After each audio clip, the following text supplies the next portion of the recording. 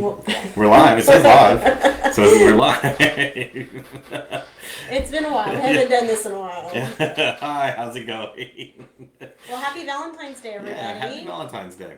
And I hope everyone's doing something special or is having something done special for them. That's probably more important to It for is, caregivers. it is, yes, I hope all the definitely. caregivers out there are having something done special for you. So Rob and I are here today to talk about our favorite tips for caregivers. Mm-hmm. And so, Rob, what's something that you would want to give a caregiver on Valentine's Day? A break, Yeah. a massage, a break to go get a massage. Yeah. I'd say those are all good things to kind of start off with. Anything that we can do to make their lives just a little bit better or take some stress off them, I think that's really kind of what we're going to talk about today. Yes. Or a nap. That was the top thing I was thinking. A nap? A nap. I love a good nap. Yes. So, we're talking about caregiving tips for those we love, right? Yep. All right, perfect. So I found this quote on the internet, and I thought it was so appropriate for today. And it's a quote by Rosalind Carter, who was First Lady of the United States. And it says there are only 4 kinds of people in the world: those who have been caregivers, those who are currently caregivers, those who will be caregivers, and those who will need a caregivers. And probably at some time in our lives, we'll all fall into one of those categories. Oh yeah, for sure. If it's not now, it's going to be later. If it's our parents, our grandparents, our children, a loved one who gets hurt, anything like that. Like you always say to me, this is one of my favorite phrases that you always say is, disability doesn't have a membership requirement. That's true. So this is one of the things that can happen to us, and we want to make sure that if it does happen to you, you know how to take care of yourself. That's true. So we're going to start out today. I hope everyone can see the slides, the reality of caregiving, and we're not going to try to sugarcoat it today. We know that caregiving is incredibly, incredibly difficult. And I really think that if you know one caregiver, then you know one caregiver. Mm-hmm. You don't know the reality of everybody else that's maybe dealing with that same diagnosis. Right, and we always talk about giving people tips or giving people advice of how they should be doing caregiving is easy to do. Oh yes. That speaking of kind of convenient Super Bowl was yesterday. So we got Monday morning quarterback. Oh yeah, I just watched the halftime show. I love seeing that one. So because Monday morning quarterback is a big thing when people try to tell you how to take care of a loved one, and they don't really know what it's like to be in that trench, day in, day out, taking care of people. Or they're out of town. We see that in our practice a lot. We're out of town caregivers may have a lot of advice. And here's the other tough thing is that people say weird and inappropriate things to you as a caregiver. Mm-hmm. I just thought we should just acknowledge that and get it out and just reassure and affirm that people say weird things to you when you're a caregiver. All the time, and they'll give you word stories and things that don't make sense. My sister did this, and my brother did this, and you should try this. And so that's why we say other caregivers who are in this situation right now may be your best source of information and guidance and hope. Yeah, finding a caregiver group that's dealing with the same issue that you're dealing with, whether it's Parkinson's, Huntington's disease, Alzheimer's, dementia, finding people who are dealing with the same thing is really going to help you out there because they know more than anybody else what you're going through. And so that's something important to remember is find people that you can relate to together because taking care of one person isn't always like taking care of someone else. That's right. So you want to make sure you find someone in that good group. I think especially for parents who have special needs kids, I think finding parents who are going through a lot of the same issues is helpful. Because I think there's an aspect of parenting. Mm-hmm. You have the parenting there and you have a child that has a medical need or some type of special need. And then it makes it difficult because, as a mother, you always go to other parents and get help and assistance. So we really want to make sure that if you're the mom or dad or care provider of a special needs kid, that you reach out to other parents. And now with the internet, hopefully that's a little bit easier. Yeah. The other thing that I want to make sure people understand about caregiving is a lot of times caregivers will predecease the person that they're taking care of. Yes. They have all that weight and stress upon them. Yes.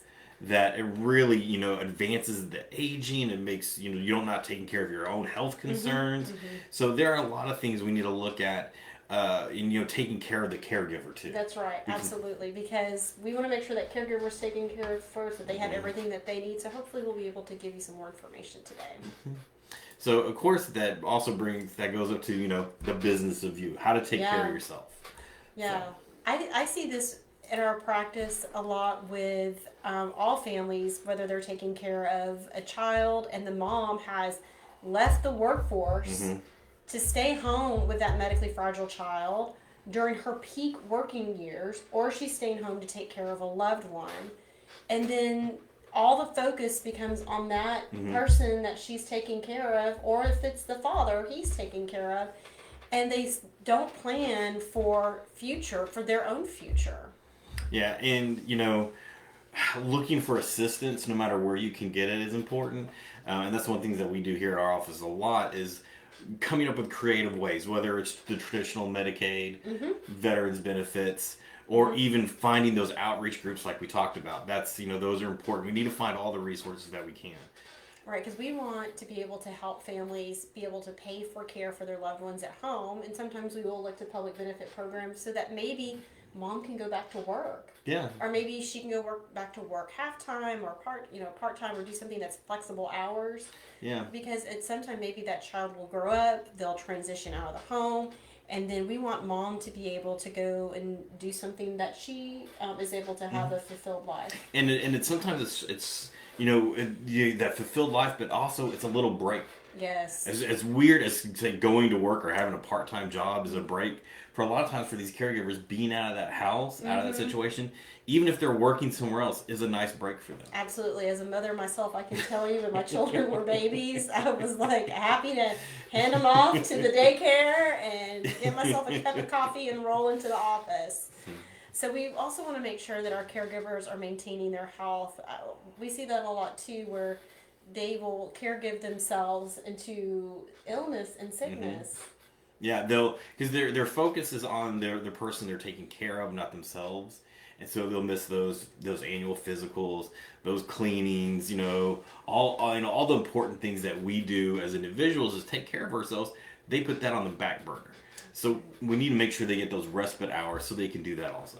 Right, so moms, dads, and caregivers out there, make sure you go to that annual checkup. And you know what I do every year just to make sure that I get all my appointments in is on my birthday every year, I schedule all my appointments for the whole next year. My dental, my woman appointment, my teeth, everything, my eye appointments.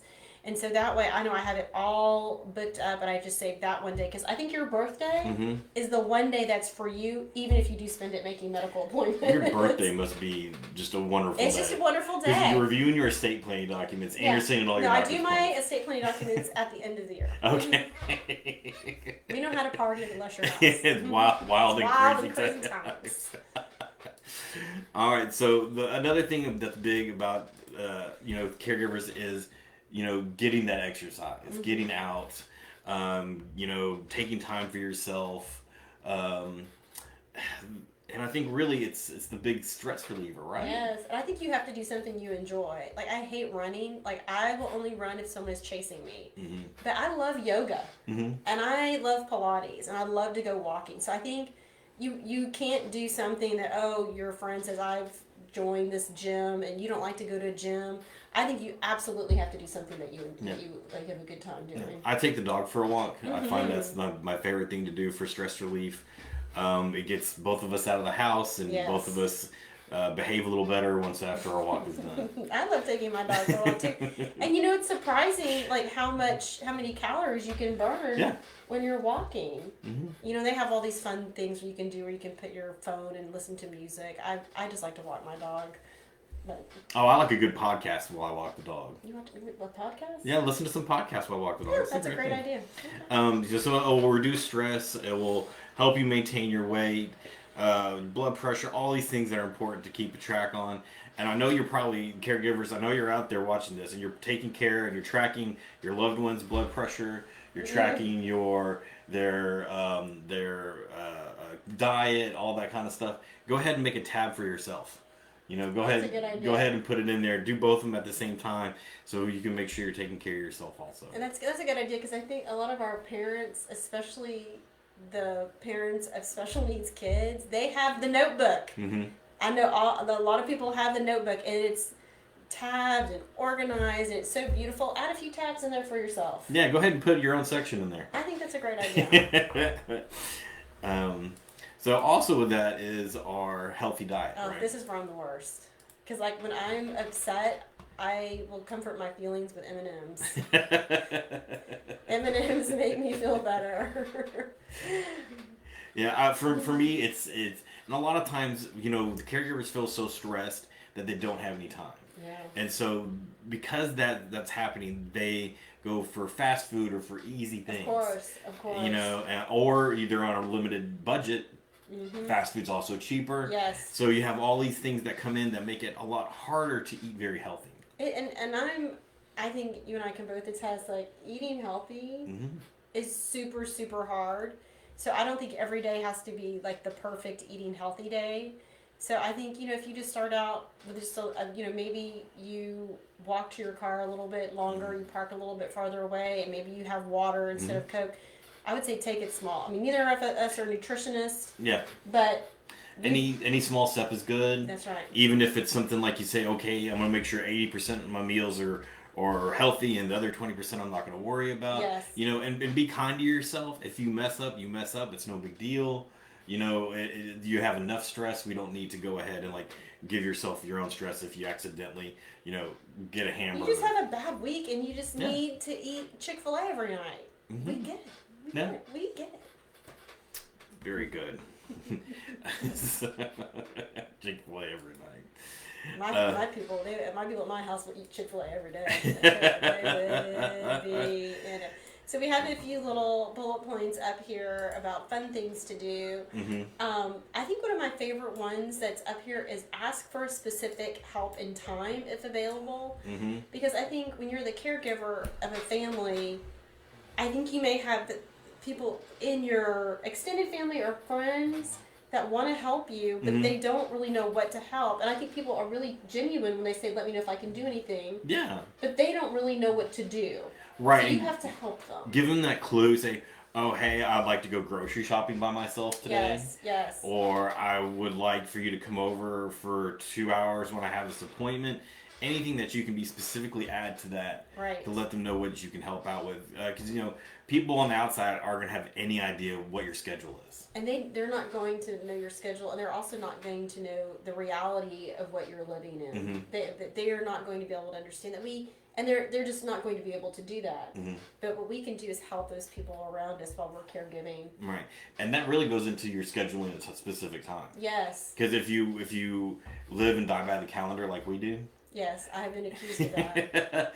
that helps us really get time in there for when we think we're so busy that we can't do things. Mm-hmm. If we schedule it, that really gives us a good specific time where this is the time that's for us. And for the parents or of medically fragile kids, I know that being away from your kid and finding someone that you trust Mm-hmm. to take care of your loved one, that's a huge issue. We want to acknowledge that. We understand that. And we also understand that with COVID, finding good quality home care assistance is not available for every single person. Yeah, even before COVID, finding good home care is difficult. So, take care of your caregivers. Yes. No matter if they're your family or if they're from a service. Make sure that you get that scheduled. You get time in for yourself. Yes. You get time in for taking care of, your food or your exercise. Is just get in whatever you can in there. I think that's the big difficulty with caregivers is the time issue. Mm-hmm. And we recognize that it's going to be just a continued struggle, and it's never going to be perfect. Right.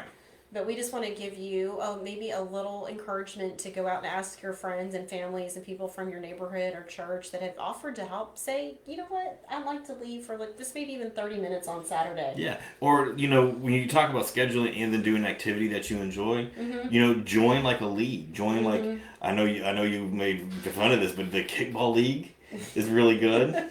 No, the only reason why I made fun of the kickball league was because that was like the bane of my existence. I got hit in the head by so many kickballs So that is like the opposite of relaxing. I'm just saying. But if you want to do the kickball league, I would Join go watch join you. like a league, a bowling league or a softball team, or whatever your hobbies or interest is. Join something that forces you to go out and to participate and be with other people. So I'm not a big like athletic person, but I love yoga, and I found a wonderful little yoga studio that I've made friends at. So I have like that nice socialization. You want to give them a plug? Oh, Loveland Yoga on West 34th Street. Amazing. Anna, Viv, and Bobby are wonderful yoga teachers. Thank you.